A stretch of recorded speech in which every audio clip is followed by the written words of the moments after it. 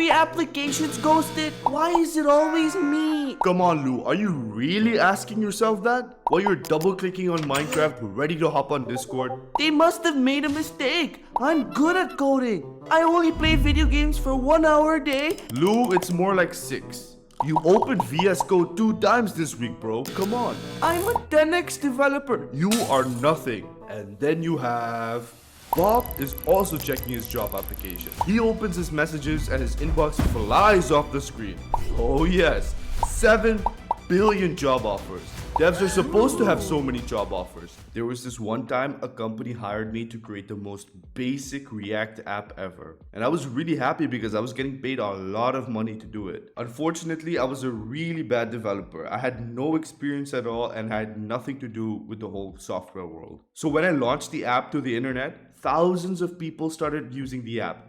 That is when the real complaints started coming in. We were getting emails upon emails of screenshots of showing broken pieces of the software. The inbox was filled with customer mistakes, and it cost the business so much money. According to Stripe, companies spend $300 billion every single year because of stupid mistakes like that developers do, weak developers do. I was a weak developer. I would like to think I'm a less weaker developer now. And I would love to share 3 things that I hope will make you less of a weak developer. Habit number 1, having an ego. For years, I always worked alone. I always thought that I could teach myself everything I needed to know about coding. But what happened? I shipped that app to thousands of users. It was a broken app. I thought I was the best, but no, it wasn't until we hired a senior developer who came and showed us what we were doing wrong that we finally understood how to ship something useful, how we could minimize failures, how we can ship something reliable. He taught us some magic, man, and this only happened when I let my ego down and when I realized that, dude, you're in this game of software engineering. Okay, it requires you to learn things from other developers. You need to be able to receive useful knowledge from your senior developers. You don't know the answers, man. There's a quote that I really like a lot. If I am great, it is because I stand on the shoulders of giants. It means however far you come in life, it is only because before you, the generations before you worked really hard to build the foundations you sit on. Today, I can build whatever I want to build thanks to that senior developer. He showed me the way, man. Drop the ego and let other people teach you things. You're a young person. You have so much to learn. We have so much to learn, man. There are people in their 50s, in their 60s that have done software engineering for so long. We should allow them to teach us whatever they know, even though they might not know React or JavaScript or something like that. Because look, we are developers that love to learn, right? There's one actionable step that you can do right now to destroy your ego, okay? And that is go to your phone and find 3 people, friends, family, or teachers. I don't care. 3 software engineers, all right, who have more skills than you and take them out for dinner, okay? That is your goal. If you do this, you take them out for dinner and you ask them for advice, you're putting yourself in a place where you can receive useful knowledge. And this is where you will shine. But you have to promise yourself that in the future, when you have that knowledge, that sacred software engineering knowledge, you have to share it one day with someone else. Habit number 2, being greedy. So after I got trained by the senior developer to build any full stack solution that I wanted to, he gave me those powers, I got brainwashed. I saw all these big salaries on Reddit, $100,000 per year, $200,000 per year, in big tech, right? Working at Facebook, Amazon, Google, Twitter. I got brainwashed. So I applied to all these companies, and because we're good software developers, we're sick software developers, we got the job interviews. All right. Unfortunately, I got rejected by Google, but I got accepted by Amazon. This was an internship position though. The salary was decent, nothing to complain about, especially where I come from, right? So I was living the dream. I was working at Amazon, working at Fang, my dreams came true, right? But turns out that when I started working there, I was like, what? The projects that you work on, majority of the times are A, gonna be canceled, B, are very useless, or C, if you're really lucky, you might be able to work on something important. When I was in Germany working for Amazon, I was bored out of my mind, genuinely bored. Like I did not know what to do with that feeling inside of me of wanting to build something good. I did not want to work at a company that would replace me like that. So I quit. One actionable step to make sure you don't make your decisions based off of greed. So based off of money is this. I want you to take a pen and paper and write these 2 questions down. Number 1, why did I start coding in the first place? Number 2, what is one thing that I'm really happy that my parents taught me?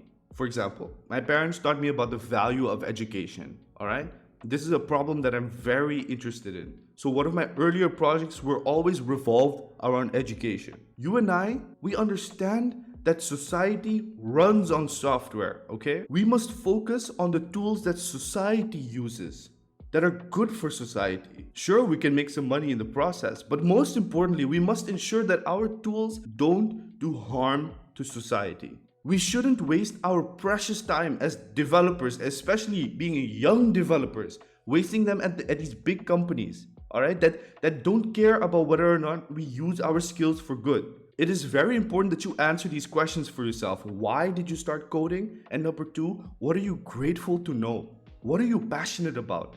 And with that knowledge, you can start building projects that are interesting to you, not because of money or greed, but because of genuine interest and genuine passion. Because this passion, this is what we call internal motivation. Money is external motivation. Habit number 3, being fearful. There's this really nice app. It's called Midjourney. Well, Midjourney is basically an app where you just type a description of a picture and the app actually generates the image for you.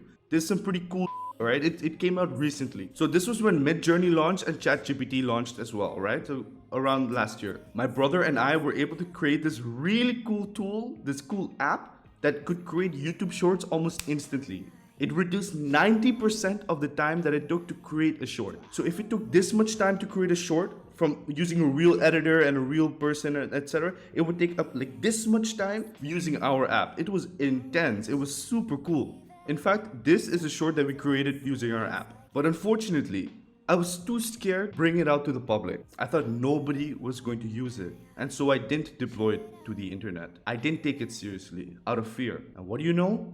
A few months later, so many other competitors launched. So many different other YouTubers launched these products. Mr. Beast had his own team working on these shorts. David Dobrik, he's a big YouTuber if you don't know. He created a company that created 500 shorts a day using a similar tool. Today we have way more AI short creating tools. And there was this other company that sold their tool. I could have made thousands of dollars from the internet using this tool that I created. But I didn't launch it because I was scared. Learn from me. If you have an app that you're passionate about, launch it, my friend. Do something about it. This is the face of regret. You should not be regretful in your life. This is an actionable step. If there's an idea stuck in your head right now, which I'm pretty sure there is, write it down on a piece of paper and make some progress to it. 1% progress, 2% progress. Just start this week, okay? Commit to making some progress this week. And if you feel a little bit ballsy, make a website for it. Come and show it to me. You can find some ways to contact me. Show it to me and I'll give you a high five, alright? Listen, these 3 habits genuinely took me 3 years to build up over time. I'm sure that if you learn these lessons, you will avoid 99% of the mistakes I made as a coder in the last few years. And as I said in habit number 1, one should allow themselves to drop their ego for just a bit so that we can learn from one another, alright? Listen, I just want one thing in return. I want you to drop a comment below to tell me what you're struggling with. What is something you have been facing difficulties with in your coding career? All right, let me know in the comments below. I would love to make a video about it. And yeah, if you want, come talk to me. Links in the description, whatever. Take it easy. Love, much love. Life is a gift given by the gods, so make a proper use of it. I'll check you in the next video. Take it out, peasy. Yeah, you know what to do. Bye.